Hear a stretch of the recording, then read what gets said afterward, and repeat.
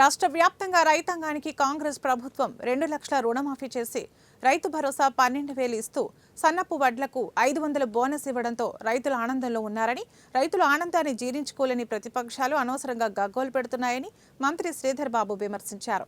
పెద్దపల్లి జిల్లా మంథని మున్సిపాలిటీలో 24 కోట్లతో పలు అభివృద్ధి పనులకు మంత్రి శ్రీధర్ బాబు శంకుస్థాపన చేశారు. అనంతరం వికలాంగులకు ట్రైసైకిల్స్ పంపిణీ చేశారు.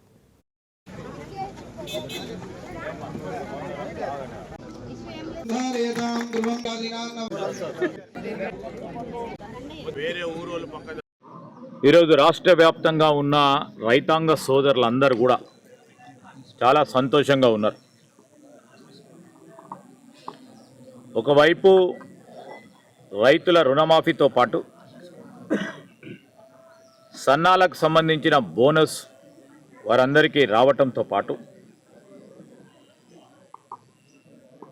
రైతుకు సంబంధించి పెట్టుబడి సాయం ఏదైతే గత ప్రభుత్వం 5,000 ఇచ్చిందో మేము దాన్ని పెంచి సంవత్సరానికి 12,000 రూపాయలు ఇస్తా ఉన్న తరుణంలో రైతులు ఒక పక్షాన సంతోషపడితే, అయ్యో బాగా రైతులు సంతోషపడతా ఉన్నారు, కాంగ్రెస్ పార్టీకి సంబంధించి ఒకటి తర్వాత ఒకటి వారు చెప్పిన వాగ్దానాలను పూరించే కార్యాచరణలో ఉన్నారు, ఏదో మంచి పేరు వస్తుంది కాంగ్రెస్ పార్టీకని ప్రతిపక్షాలకు సంబంధించి ప్రధానంగా బీఆర్ఎస్ పార్టీకి సంబంధించిన వారు